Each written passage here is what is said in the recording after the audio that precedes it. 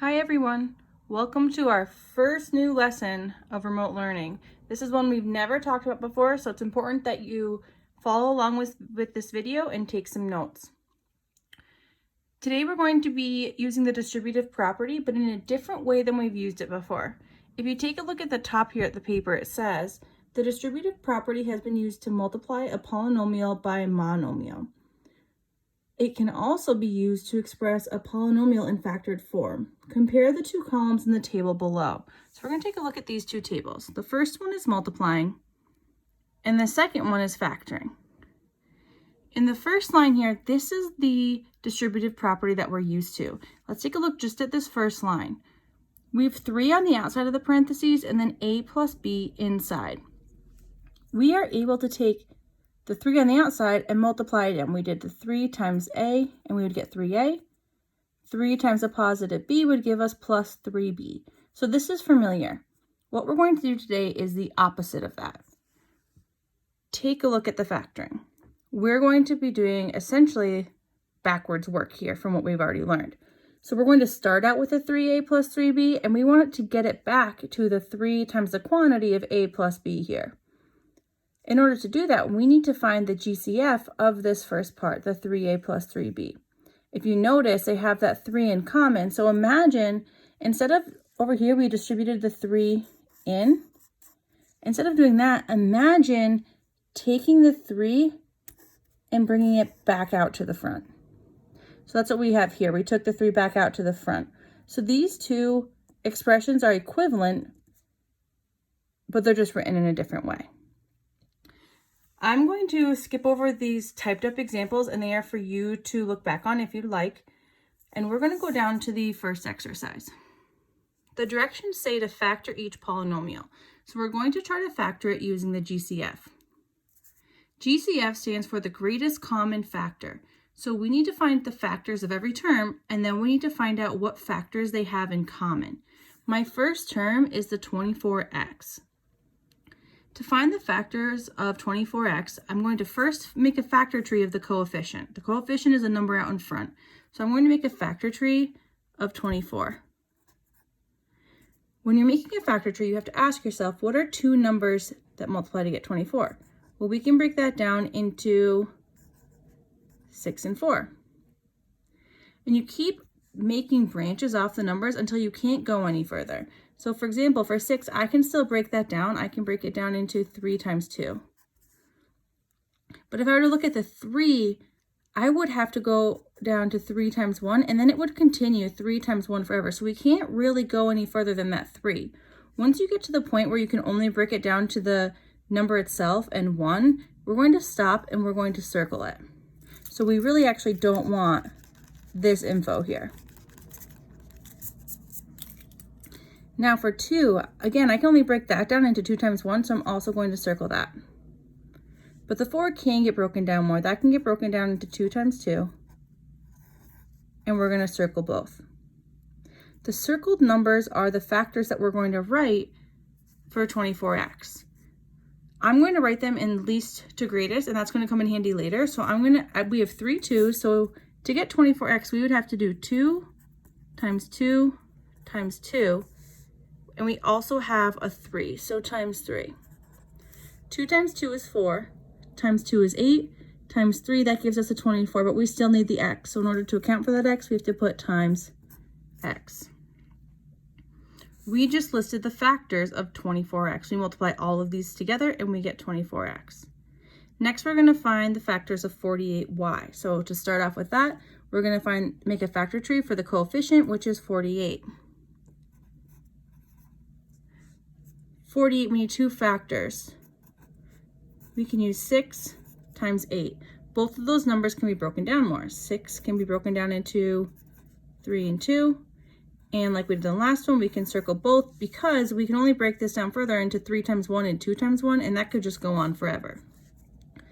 8 can get broken down into 4 and 2. The 4, we can keep going. We can make that 2 times 2. But just like here, we circled the 2, we're going to circle these 2's, and we're also going to go back up and circle that 2. So at the end of all of your branches, you should only have circled numbers. We shouldn't have any numbers left that either aren't circled or broken down. So now I'm going to write those factors least to greatest. So I have 1, 2, 3, 4. I have 4 2's. So I'm going to come over here and I'm going to write 2 times 2 times 2 times 2. Those are my 4 2's. We also have this 3. So we have 4 2's and we have times 3. Just like up here, we have to account for the x. In this term, we have to account for the y. So I'm going to put a times y also. Okay, so we successfully listed the factors of each of these terms. Now we're going to find the greatest common factor. So to find common factors, if you look, we're looking for pairs. So this one's pairs because there are 2 terms. So I have both factors have a 2. I'm going to circle that and I'm going to bring down the 2 that they have in common. Do they have anything else in common? Well, I see another pair of 2, so I'm going to bring down that pair of 2's. For each pair, we just write it one time in the GCF. But I don't want it to look like 22. We're actually going to multiply these, and it would be 2 times 2. And then we have another pair, so we have times 2. And then the other thing we have in common is a 3. So we have times 3. We have no variables in common because this one has an x and this one has a y. When we multiply these together, we get 2 times 2 is 4, times 2 is 8, times 3 is 24. My GCF is 24. Once you get your GCF, we're going to take our GCF, and remember like this 3 up here, we wanted to take the 3 and bring it back out. We're going to take the 24. That's what we're going to bring out of this. So I'm going to have 24 on the outside. And I'm going to open a set of parentheses. I have 2 terms. It's this term plus this term. So I know that I'm going to have a term plus a term. We have to ask ourselves, what could we multiply 24 by? Because when we distribute this 24 back in, we need it to be equivalent to what we started with. So we're going to need 24 times something gives us 24x. What would you multiply 24 by to get 24x? A way to help us figure that out is we can go back up to our factors, and if you look, we circled and used all of these terms here to get the 24. So they're off limits. We already used these. The only term that we have left for 24x is x. So that's what goes here. Any leftover term goes inside the parentheses. So 24 times x gives us the 24x. Now let's try to figure out what we have to do to get 48y, a positive 48y. When we take 24 and we multiply it by something, we need that to be equivalent to 48y. Looking at our factors, what do we have left? Well, we have a 2 and a y. So this 2y is what's going to come down here into our parentheses. Our answer for this, we're factoring them. This right here is our answer. So really it would look like this. We'd have 24 times x plus 2y. That's our answer to number 1. Okay, number 2, we're going to do the same thing. We're factoring to try to find the GCF. Now, later on, we're not going to have to do all of this crazy work. You'll get to the point where you can look at an expression and you'll be able to identify the GCF. But until then, we're going to practice it this way. And then as you get more comfortable with this throughout this quarter, you can show less and less work. And once you get the hang of it, you're good to go. So let's take a look at number 2. We're going to stick with the work though here. So if you look at the setup, we take the first term and we have the first term equals, second term equals, third term equals. We're ignoring the signs because we're going to account for them later down here. So for q to the 4th, there is no coefficient. Well, the coefficient is 1, but there's not a coefficient that we have to make a factor tree for. We just need to find the factors for q to the 4th. So for q to the 4th, that's q multiplied by itself 4 times. So we have q times q times q times q. The next term, 18q cubed. We make a factor tree for the coefficient, so we have a factor tree for 18. 18, we can use 9 and 2. 2 can't be broken down any further, so we circle it. And then 9 breaks down into 3 and 3. They can't get broken down any further, so we circle both. Again, I'm going to put them least to greatest because that helps us when we're circling, so we don't have like circle like this and then backwards like this. It just keeps everything organized. So I have 1, 2, and then I have 2, 3. So 2 times 3 times 3. But I also have to account for the variables. It's q to the third. So that means I have to multiply q by itself 3 times. So q times q times q. And then we do 22q. So we have a factor tree for 22. That breaks down into 2 times 11. The 2 we circle. And actually 11 is prime also. It can only be broken down to 11 times 1, so we're going to circle the 11 too. So in least to greatest, we have 2 times 11, and we account for the variables, so we put times q. Now for the GCF, over here, on the first one, we had to just find pairs. That's because there's only 2 terms. But here, since there are 3 terms, the common factors have to be a part of all 3 terms. So in other words, see how we have a 2 in this second term and a 2 in the third term?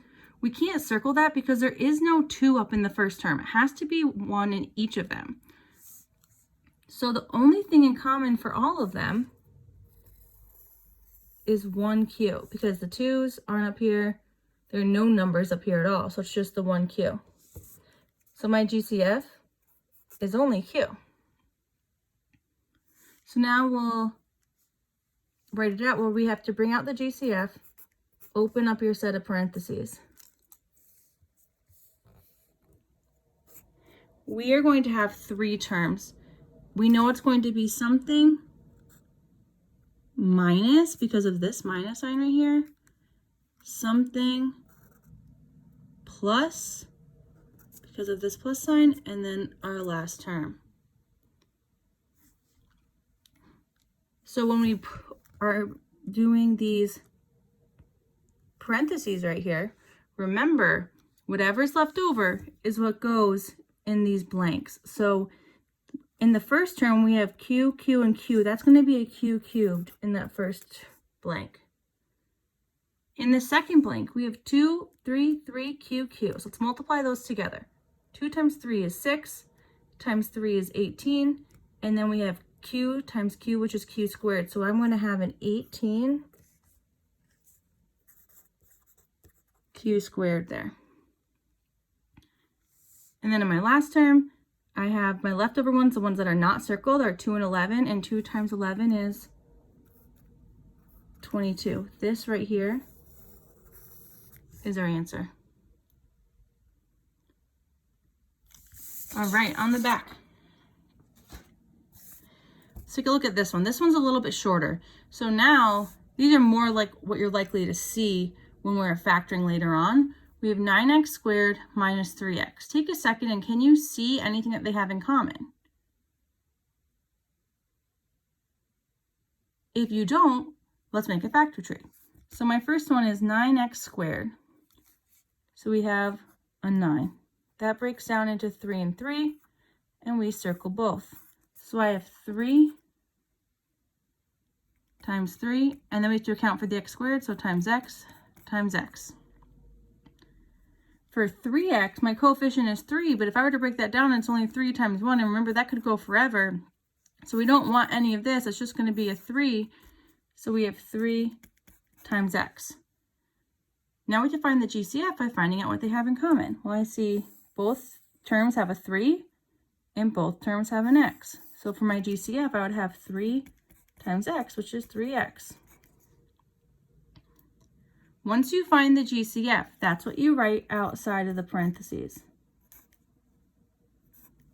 And since we have 2 terms to start with, we're going to have 2 terms inside the parentheses. It's going to be something minus something, because we have a minus sign between the 2 terms. For the first blank, 3x times what would give us our 9x squared? Well, you can ask yourself, 3 times what gives you 9? 3 times 3 gives me 9. X times what gives me x squared? X times x would give me x squared. And we can compare that with our leftover factors. If you look, we had a 3 left over and an x left over, and that's what came here. And then 3x times what would give me a minus 3x? Well, we have no terms left over here. The most common mistake here is putting in a 0, but we're not going to put in a 0 because 3x times 0 wouldn't give us a negative 3x, it would give me 0. What could I multiply 3x by to get negative 3x? We need to multiply it by the minus 1. So if you don't have any left over, imagine a times 1 is also there, and you would plug a 1 in. So your answer is 3x times 3x minus 1. All right, and number 4. So if you notice, I've been setting up all along how we should do our work, but then all of a sudden the work's gone. This is what you are going to get for an assignment where you're not going to have the breakdown, but use my notes to help you figure out what you should write down for your breakdown. So looking at our last one, we take each term and what that term equals what we ignore the sign. So I'm going to have, let's let it focus. I'm going to have 4m equals 6p equals 8mp equals. So we have all three terms, and then we do GCF equals. And then we put the whole expression. So 4m plus 6p minus 8mp equals. For number 4, I'm going to go through this one a little bit faster. Feel free to go back to the other examples later if you want to go through it in a slower process. But so for 4, my factor tree would be 2 and 2. So I would have, for 4m, I'd have 2 times 2 times m. For 6, we'd have 2 times 3. So I would have 2 times 3 times p. In 8, we have 4 times 2, circle the 2. 4 breaks down into 2 times 2, circle both. I have 3 2's here. So 2 times 2 times 2, and then we have m and p, so times m times p. For the GCF, remember this has 3 terms, so it has to be in all 3 terms for the list of factors. I have a 2 in all 3, so if I circle the 2, put down the 2 one time. Nope, this one, we don't have a 2 in all 3 again, and we don't have a 3 in any of them. And we can't circle any of the variables because this one only has an m and this one only has a p. So our GCF is 2. So when we write this out, I'm going to go down below. I'm going to have 2 times a set of parentheses. We have 3 terms. It goes term plus term minus term. So term plus term minus term. 2 times what gives you that 4m? Look up at your extras. We have 2 and m left over. That's what goes here. My next one, my leftover terms are 3p. That goes here. And then my last one, I have 2 times 2 is 4mp. So my final answer is 2 times 2m plus 3p minus 4mp. That's our answer. I'm going to cut it off here. If you want to try the 5th one and you want to email me any questions, feel free. You might want to watch through this lesson one more time before you try your assignment. Remember, you only get one try on the assignment. Let me know if you have any questions.